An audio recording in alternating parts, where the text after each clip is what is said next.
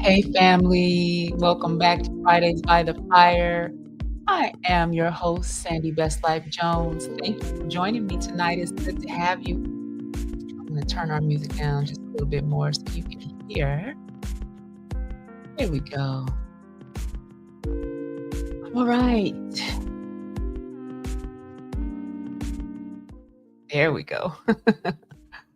All right. Hey, I am so happy to be with you tonight. I haven't been feeling well, but thankfully I am much, much better. And so I said, you know what? Let me get a few episodes out while I'm feeling better, and can actually talk. So it's good to be with you tonight.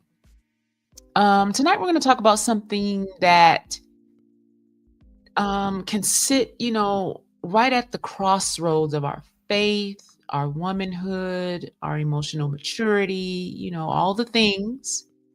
We're going to talk about how to regulate and master your emotions while pursuing love.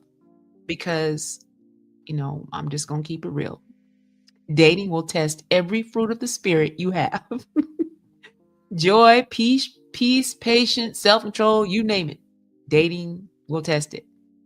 And if we're not grounded, we're going to let our feelings run ahead of our faith.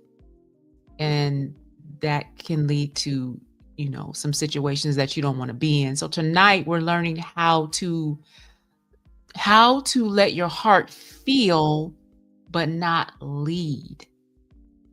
That's what we're going to talk about.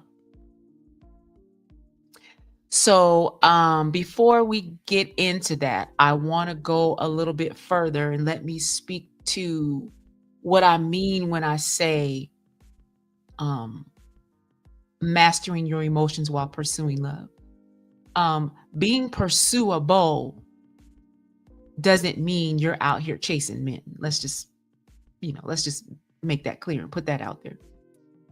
Being pursuable doesn't mean you're out here chasing men. It doesn't mean you're out here shooting your shot and all the other stuff that people do. That, hey, no shade, but that's not what that means. It means you're living in such alignment that love can find you. One of my favorite scriptures, Proverbs 18:22 says, he who finds a wife finds a good thing and obtains favor from the Lord. So he does the finding, but you do the becoming. He can't find what's hidden behind fear and old bitterness, old unhealed patterns, old unhealed, unaddressed trauma. He can't find what's hidden behind that. So a pursuable woman doesn't make it hard for a man to pursue. She makes it safe. She's approachable, not desperate. She's available on her own terms and not chasing. And she's whole and not waiting to be completed. You create peace, not performance pressure. We need to be nurturing an environment where love can grow and not where, one has to fight to survive. You see what I'm saying?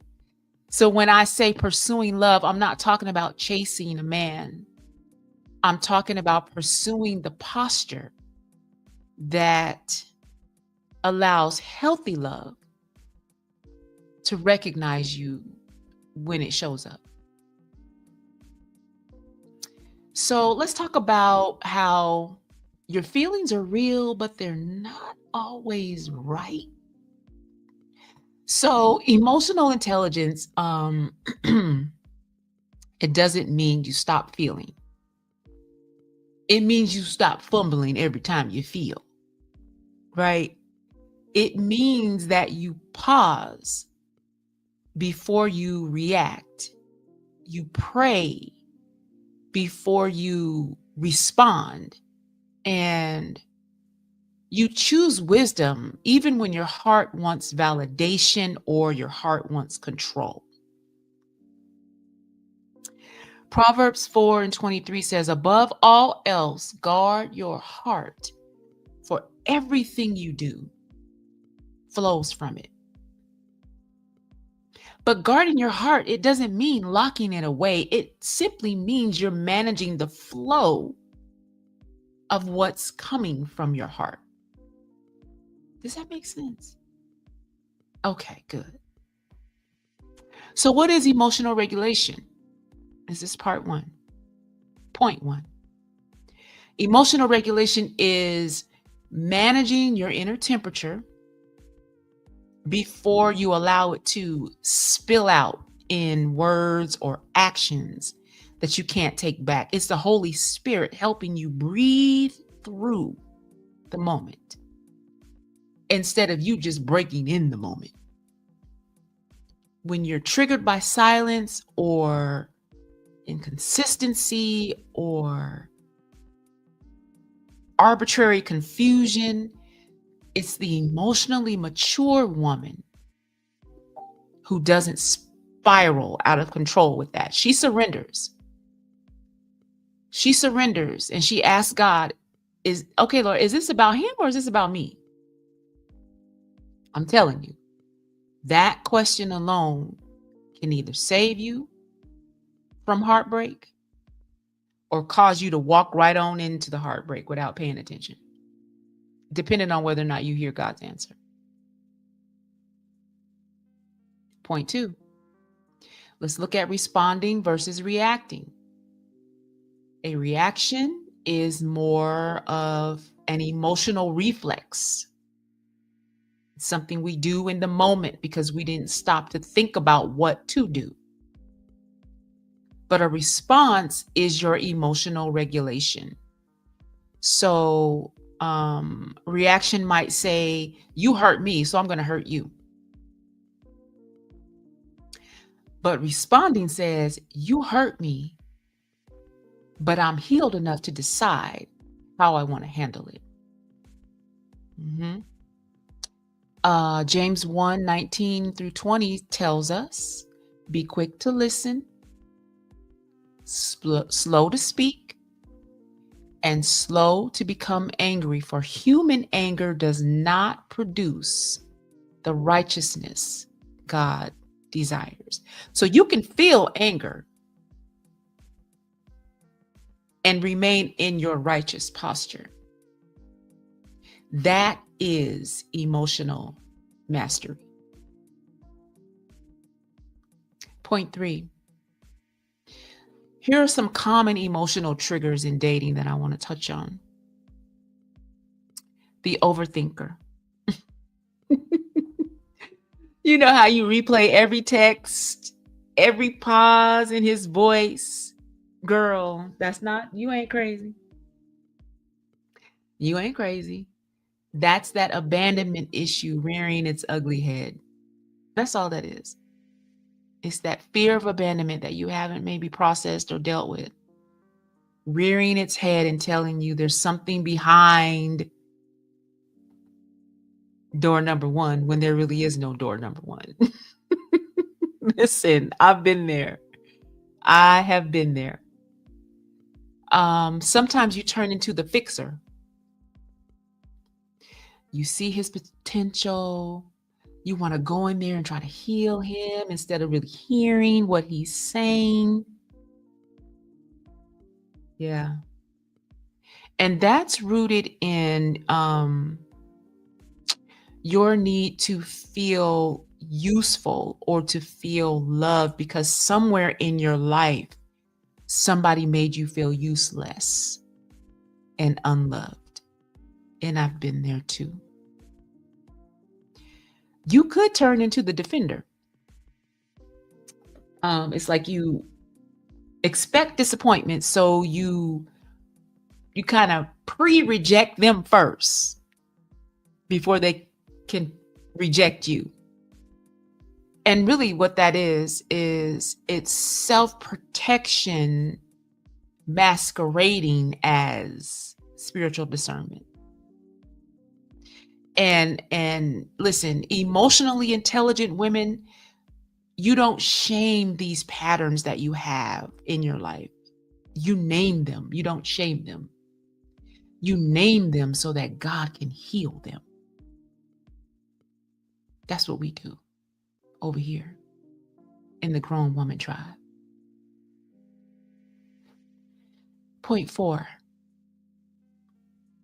Let's talk about the spiritual side a little bit, the spiritual side of emotional intelligence. In Galatians 5:22 and 23, it reminds us the fruit of the Spirit is love, it's joy, it's peace, it's patience, it's kindness, it's goodness, it's faithfulness, gentleness, it's self-control. I'm here to say that self-control is not suppression.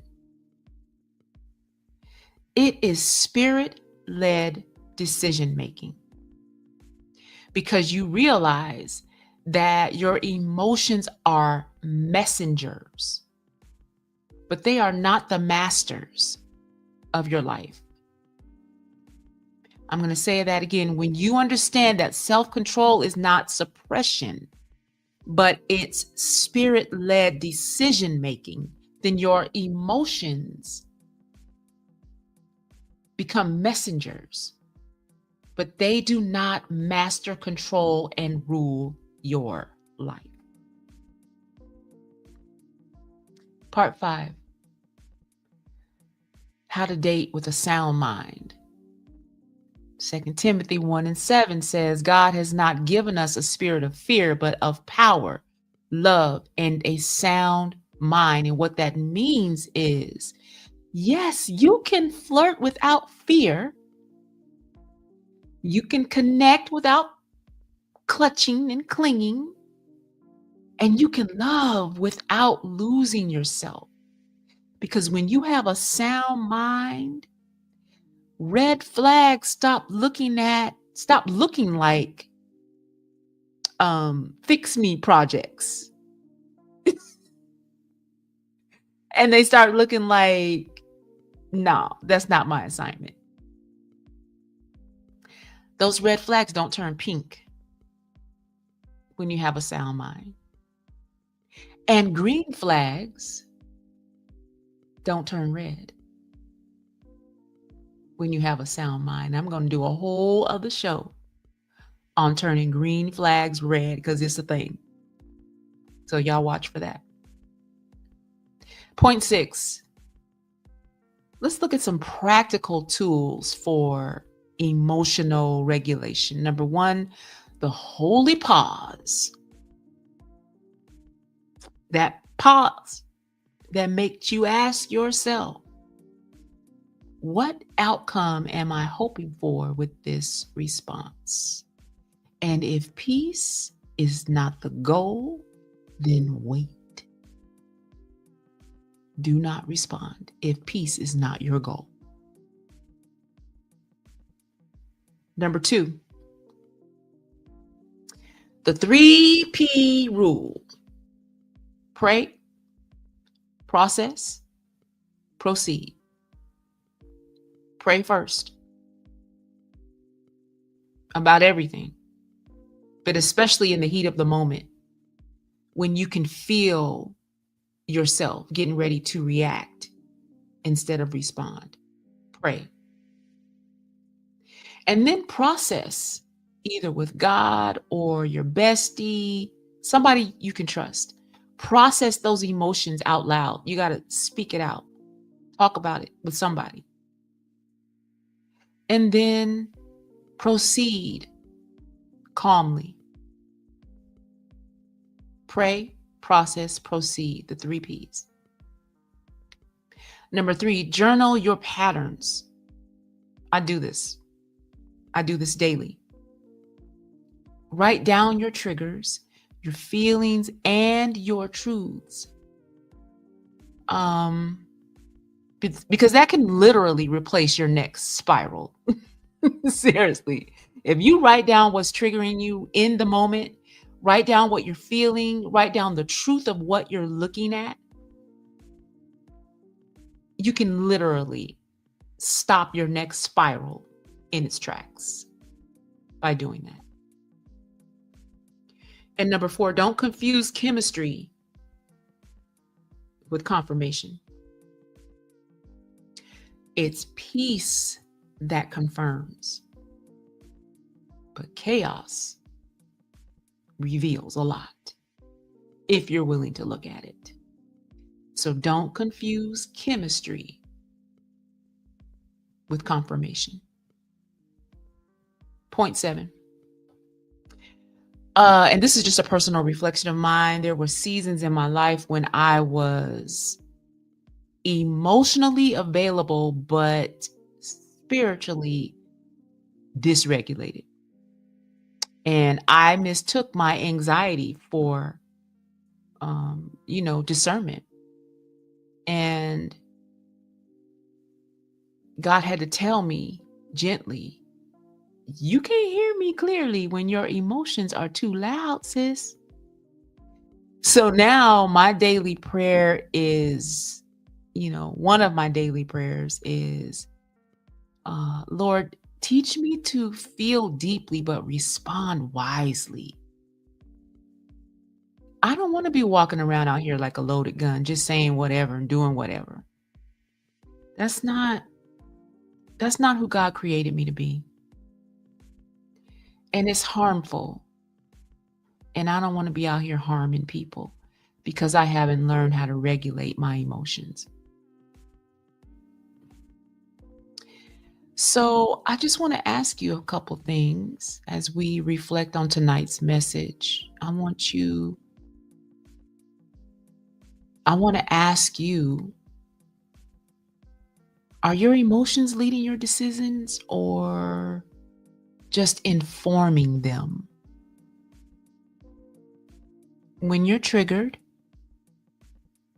do you react from fear or do you respond from faith?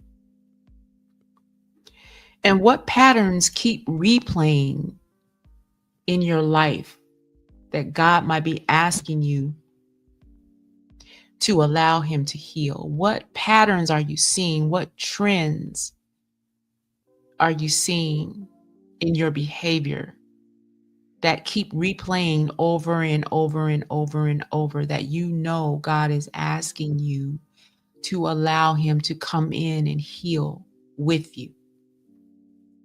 You got to do that healing with God.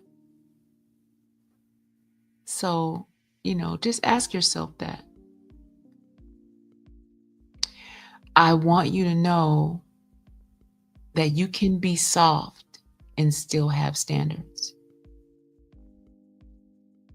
It is possible to be kind and still have clarity, and you can be open to love and still have boundaries. You're not cold. You're careful.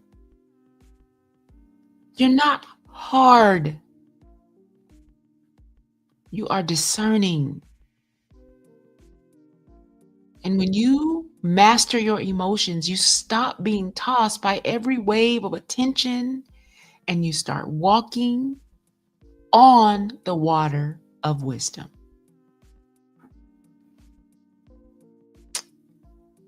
I hope this was helpful. It helped me.